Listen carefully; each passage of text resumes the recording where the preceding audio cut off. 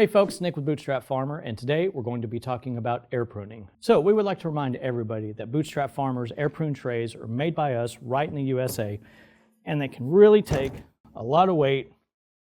It's 110 pounds of weight. There's no way that you're going to have that much weight in a tray, but it shows the durability and the level that we go to make sure that you have legacy equipment that can last season after season. So when it comes to soil blocks, we know that we used a very wet mix.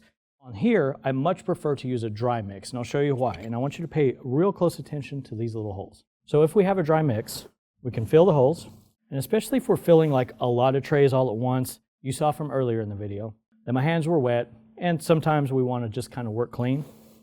And so if we're filling up several dozen trays, the dry mix allows for that. And as we smooth out and lift up, those little drain holes got rid of the excess and simply kept the soil inside of the little cubes. In this particular example, I am going to compress a little bit. Then we can use something like this wedger dibber, also available from Bootstrap Farmer, to go ahead and set the depth of our holes right in the middle. Now, the way I like to do it, and I'm not saying my way is the best way, everybody's open to their own interpretation, but I like to go ahead and seed dry.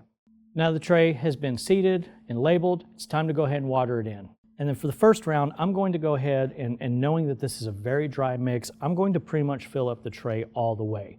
Now tomorrow morning, once everything has already been watered in, I'll start the daily process of just about a ½ inch of water and most likely scaling down to a ¼ inch at the end of every day. So when it comes to which tray to use, I personally, like me, Nick Burton, prefers this tray because I can easily pick this up without digging into a deep tray, but you can use both if that's what you have.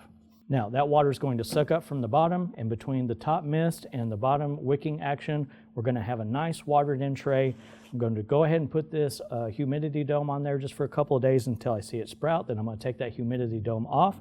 Because this is lettuce, it's not going to go on a heat mat, but if it was tomatoes or peppers, depending on the germination temperature required, I may put it on a heat mat. Now that we have seeded one tray, let's take a look at what lettuce looks like in a couple of weeks.